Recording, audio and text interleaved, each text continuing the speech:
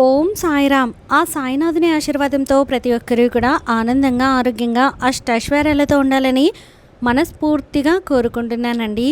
అనంతకోటి బ్రహ్మాండ నాయక, రాజాతిరాజా యోగిరాజా పరబ్రహ్మ శ్రీ సచ్చిదానంద సద్గురు సాయినాథ్ మహారాజుకి జై. ఈరోజు బాబా గారు మన కోసం అందించిన సందేశం ఏంటి అంటే, తల్లి, ఎప్పుడైనా కానీ ప్రతి స్త్రీ కూడా తన భర్త తనకి మంచి చెయ్యాలి అని చెప్పి, అలాగే తను చెప్పినట్లుగా వినాలి అని చెప్పి నలుగురిలో విలువగా ఉండాలి, గౌరవంగా ఉండాలి, తన భర్తకంటూ కూడా సంఘంలో ఒక గుర్తింపు అనేది ఏర్పడాలి, చాలా తెలివిగా ఉండాలి అనే కోరుకుంటుంది. కానీ అందరికీ కూడా ఇటువంటి పరిస్థితులు అనేవి ఎదురవ్వవు. చాలామంది స్త్రీలు కూడా తమ భర్త విషయంలో ఈ కారణాల వల్లనే బాధపడుతూ ఉన్నారు. అయితే అసలు ఆ కారణాలు ఏంటి, ఎందుకు బాధపడుతున్నారు అని చెప్పి తెలుసుకోవాలి అంటే కనుక, తల్లి, ఇప్పుడు ఎవరి గురించో నేను చెప్తున్నానో అనుకుని నువ్వు భావించవద్దు. నేను చెప్తున్న సందేశం ఏదైతే ఉందో అది కేవలం నీ కోసం మాత్రమే చెప్తున్న సందేశం. ఈ సందేశంలో ఉండే ఆంతర్యాన్ని జాగ్రత్తగా గమనించు. జాగ్రత్తగా నువ్వు దాన్ని మెదడులోకి ఎక్కించుకునే ప్రయత్నం అయితే చెయ్యి. ఎందుకంటే ఇప్పుడున్న సమాజంలో స్త్రీలు అందరూ నీలాగే ఉంటారు అని చెప్పి అనుకోకూడదు. ఎందుకంటే చాలామంది కిలాడి స్త్రీలు ఉన్నారు. ఇక్కడ స్త్రీ అంటే ఆదిశక్తితోటి సమానం. స్త్రీకి గౌరవాన్ని ఇవ్వాలి, స్త్రీకి మర్యాదను ఇవ్వాలి. కానీ కొంతమంది స్త్రీలు మాత్రం ఎదుటి వారి యొక్క కుటుంబాల మీద పడి ఏడవడం, ఎదుటి వారి యొక్క పతనం కోసం ఆశపడుతూ కూర్చోవడం, ఎదుటి వారి యొక్క డబ్బులను నాశనం చెయ్యాలి అని చెప్పి కూర్చోవడం, ఎదుటి వారి యొక్క ఎమోషన్స్ తోటి ఆడుకోవడం, ఇటువంటివన్నీ కూడా చేస్తూ ఉంటారు. ఇప్పటి రోజుల్లో ఇటువంటి స్త్రీలు ఉండడం చేతనే సమాజం అనేది చాలా వరకు కూడా భ్రష్టు పట్టిపోతుంది. ఒక స్త్రీయే మరొక స్త్రీకి శత్రువుగా మారుతుంది. ఒక స్త్రీ పడే కష్టాలు, బాధలు, సమస్యలు, భర్త నుంచి ఎటువంటి కష్టాలను ఎదుర్కొంటుందో మరొక స్త్రీకి తెలిసినప్పటికీ కూడాను, నేను సంతోషంగా ఉన్నాను కదా, నేను సేఫ్గా ఉన్నాను కదా, అవతలి వారు ఎలా పోతే నాకెందుకు అని చెప్పి ఒక రకమైన విషపూరితమైన ఆలోచనలతోటి ఎదుటి వారి యొక్క చెడును, నాశనాన్ని కోరుకుంటూ ఉండే స్త్రీలు చాలామంది కూడా ఈ సమాజంలో ఉన్నారు. స్త్రీ మాతృత్వంతో సమానం అయినప్పటికీ కూడాను ఇది అందరి స్త్రీల గురించి చెప్తున్న మాటలు కాదు. ఎవరైతే ఎదుటి వారి యొక్క నాశనాన్ని, ఎదుటి వారి యొక్క కుటుంబంలో ఎదుగుదల ఉండకూడదు అని చెప్పి కోరుకునే వారిని, ఎదుటి వారిని ఒక రకంగా, వారి యొక్క కుటుంబాన్ని ఒక రకంగా, ఒక కడుపున పుట్టిన పిల్లల్ని కూడా ఒకరిని ఒక రకంగా, మరొకరిని మరొక రకంగా చూసే స్త్రీలు ఇప్పటి రోజుల్లో చాలామంది కూడా ఉన్నారు. అటువంటి వారు ఎవరు అనేది ఆ యొక్క అంటే నిండా మునిగిన వాడికే చలి విలువ ఏంటో తెలుస్తుంది అన్నట్లుగా, ఒడ్డున కూర్చున్న వాడికి ఆ చలి ఏంటో అర్థం కాదు అన్నట్లుగా, బాధలు పడని వారికి ఈ యొక్క బాధల గురించి అర్థం కాదు. ఎవరైతే ఈ యొక్క సుడిగుండంలో మునిగి వీళ్ళేంటి మమ్మల్ని చూడడం లేదు, వీళ్ళ కడుపునే కదా మేము పుట్టింది, మా మీద ఎందుకు విషయాన్ని చూపిస్తున్నారు, మా భార్యలను ఎందుకు ఒక రకంగా చూస్తున్నారు, అవతలి వారిని, వారి తోడుగా వచ్చిన వాళ్ళని ఎందుకు మరొక రకంగా చూస్తున్నారు, మా అన్న బిడ్డలను లేదా మా తమ్ముడు బిడ్డలను ఎంతో చక్కగా నా తల్లిదండ్రులు చూస్తున్నారు, నా కడుపున పుట్టిన పిల్లలను మాత్రం మరొక రకంగా చూస్తున్నారు, అసలు ఇదంతా ఎందుకు జరుగుతుంది అని చెప్పి చాలామంది కూడా వారి యొక్క మనసుని నరకయాతన చేసుకునేటటువంటి కొడుకులు కూడా ఈ రోజుల్లో ఉన్నారు. ఇదంతా నేను ఎందుకు చెప్తున్నాను అంటే కనుక, తల్లి, ఎప్పుడైనా కానీ ఒక తల్లికి ఇద్దరు బిడ్డలు పుడితే ఆ ఇద్దరు బిడ్డలని కూడా నవమాసాలు మోసి పేగు తెంచుకొని ఎంతో అల్లారు ముద్దుగా కని పెంచి బిడ్డలని పెద్ద చేసిన తర్వాత ఆ బిడ్డల విషయంలో ఒకరి మీద స్వార్థం అనేది ఎందుకు వస్తుంది, మరొకరి మీద ప్రేమ అనేది ఎందుకు కలుగుతుంది అనేది కేవలం ఆ యొక్క తల్లి మనసుకి మాత్రమే వదిలేసేయాలి. ఎందుకు అంటే కనుక ఇక్కడ నీ జీవితంలో జరుగుతున్నది కూడా అదే. ఎందుకు అంటే ఎవరైతే నీ యొక్క మెట్టింటి వాళ్ళు ఉన్నారో వారు నిన్ను ఒక రకంగా, నీ తోడికోడల్ని ఒక రకంగా చూస్తూ ఉన్నారు. అలాగే నీ బిడ్డల్ని ఒక రకంగా, వారి బిడ్డల్ని ఎంతో ప్రేమగా అపురూపంగా చూస్తూ ఉన్నారు. ఇక్కడ వారి బిడ్డలను చూసే విషయంలో నువ్వు ఎప్పుడూ కూడా తప్పు పట్టలేదు. అలాగే నిన్ను చూడలేదు అని చెప్పి ఎప్పుడూ కోపం వచ్చినప్పుడు, ఆవేశం వచ్చినప్పుడు తప్ప మిగతా విషయాలలో చాలా వరకు కూడా నువ్వు సర్దుకుపోతూనే వస్తున్నావు. ఏది ఏమైనప్పటికీ కూడాను నీ యొక్క మంచితనాన్ని అమాయకత్వంగా మార్చుకొని అలుసుగా చూసుకుంటూ ఎక్కడికక్కడ నీ యొక్క పతనాన్ని, నీ యొక్క కుటుంబ పతనాన్ని మాత్రమే వారు చూస్తూ ఉన్నారు. ఎప్పటికప్పుడు ఏవైతే కర్మ అనేది ఉంటుందో ఆ కర్మ అనేది వారిని వెంటాడి వేధిస్తున్నప్పటికీ కూడాను వారు చేస్తున్నటువంటి తప్పును గ్రహించకపోవడం చాలా విశేషం. ఇక్కడ నీ భర్త ఎవరైతే ఉన్నారో తమ యొక్క తల్లికి కానీ, తమ యొక్క తండ్రికి కానీ, వారు నన్ను చూసినా చూడకపోయినా కానీ నేను నా తల్లిదండ్రులకు ఇచ్చే విలువని ఇస్తాను, నా తల్లిదండ్రులకు చూపించే ప్రేమను చూపిస్తాను, నా తల్లిదండ్రులకు నేను ఇచ్చే గౌరవాన్ని ఇస్తాను. ఎక్కడా కూడా వారి యొక్క విలువను తీసివేయడం కానీ, వారి యొక్క పరువుని తీసివేయడం కానీ నా కంఠంలో ప్రాణం ఉండగా జరగనివ్వను.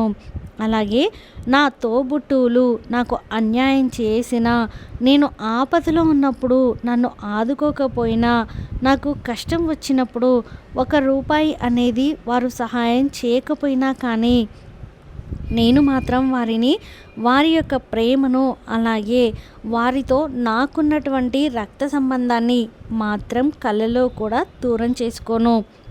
నా బాధ్యత ప్రకారంగా ఏది, ఎక్కడ, ఎప్పుడు, ఎలా నిర్వహించాలో అది సక్రమంగా నేను నిర్వహిస్తూ వెళ్తాను. పాపం పుణ్యం భగవంతుడే చూసుకుంటాడు. ఇక్కడ ఎవరి కర్మలు వారే అనుభవిస్తారు అని చెప్పి నువ్వు ఎప్పటికప్పుడు వారి గురించి తెలిపే ప్రయత్నం చేసినప్పటికీ కూడాను అతనిలో ఇదే మాటని మనసులో పెట్టుకొని వారికి ఏ సహాయం కావాలి అన్నా కానీ ఒక అడుగు ముందే ఉంటున్నారు తప్ప నీ మాట విని ఎక్కడా కూడా దూరం తగ్గే ప్రయత్నం అనేది చేయడం లేదు. ఇక్కడ పూర్తిగా నీ మనసుకి కలుగుతున్నటువంటి బాధ ఏదైతే ఉందో, మమ్మల్ని అవసరాలకు మాత్రమే వాడుకుంటున్నారు, అవసరం తీరిపోయిన తర్వాత మమ్మల్ని కూరలో కరివేపాకు తీసివేసినట్లుగా తీసివేస్తున్నారు అని చెప్పి ఏదైతే నీ యొక్క మనసులో భావన ఉందో అది 100% సత్యం. కానీ నీ యొక్క బాధని ఇక్కడ అర్థం చేసుకుంటున్నప్పటికీ కూడాను నీ భర్త తన యొక్క బాధ్యత మీదనే ఎక్కువ విలువని ఇస్తున్నారు అని చెప్పి నువ్వు గ్రహించి తీరాలి. ఎందుకు అంటే తల్లి, ఎప్పుడైనా కానీ ఒకరు భార్య భర్తల్లో ఒకరు మొండితనం చూపించినప్పుడు మరొకరు కూడా మొండిగా ఉంటే ఆ కుటుంబం అనేది రణరంగంగా మారుతుంది. వారు మారరు అని తెలిసినప్పుడు నీలో మార్పు అనేది తెచ్చుకోక తప్పదు అన్న విషయాన్ని నువ్వు గుర్తుంచుకోవాలి తల్లి. ఏది ఏమైనప్పటికీ కూడాను ఇక్కడ నువ్వు కానీ, నీ భర్త కానీ, నీ కుటుంబం కానీ ఎవరికి ఏ అన్యాయం చేయడం లేదు. వీలైనంత వరకు కూడా సహాయమే తప్ప ఎవరి నుంచి ఏ సహాయం కోరుకోవడం లేదు. నీకు బాగా తెలుసు, ఒకవేళ నువ్వు ఎదుటి వారి నుంచి అంటే ఎవరైతే నువ్వు సహాయం చేసిన వారు ఉన్నారో నీ వాళ్ళు, నా వాళ్ళు అని భ్రమపడుతున్నటువంటి నీ భర్త తరపు వాళ్ళు ఉన్నారు. వాళ్ళు కూడా నీకు అవసరమైనప్పుడు ఎటువంటి సహాయాన్ని కూడా చేయరు. కాబట్టి ఒకే ఒక్క మాట నువ్వు గుర్తుంచుకో, మంచికి మంచి ఎప్పుడూ జరుగుతుంది, చెడుకు ఎప్పుడూ కూడా దాని యొక్క ప్రతిఫలం అనేది వెంటనే కనిపించకపోయినప్పటికీ కూడాను ఖచ్చితంగా ఆ యొక్క శిక్ష అనేది అనుభవించక తప్పదు.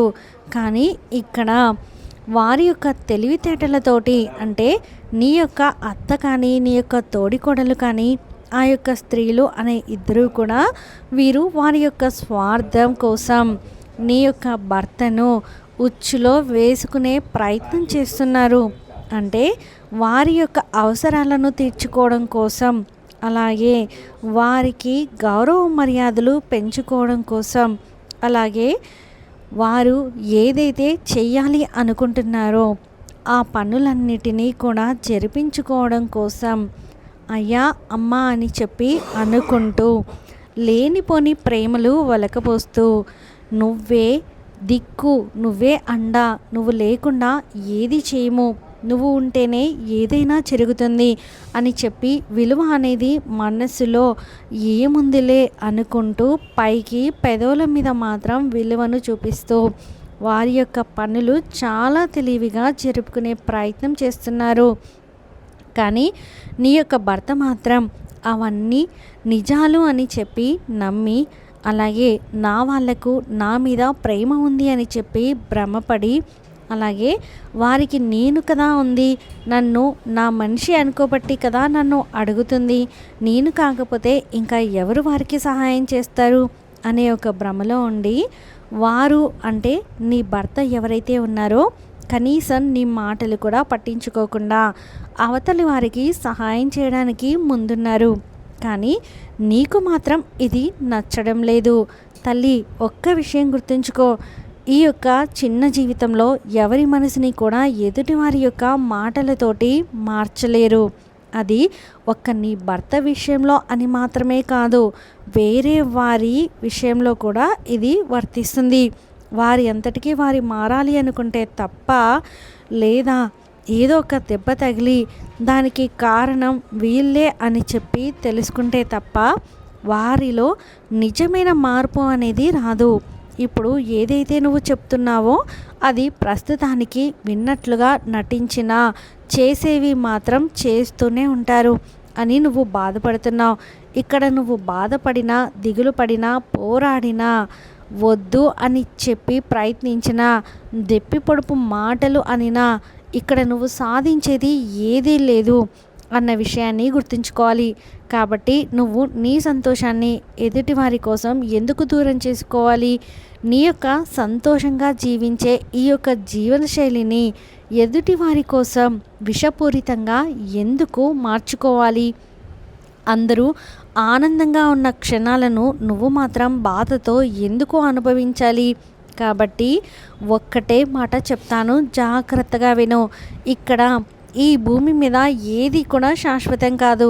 ఇక్కడ ఏదైతే ఎవరికి చెయ్యాలి అని రాసి పెట్టి ఉందో, ఎవరికి రుణబంధం అనేది ఉందో ఆ రుణాన్ని వాళ్ళు ఏదో ఒక రూపంలో తీర్చుకోక తప్పదు.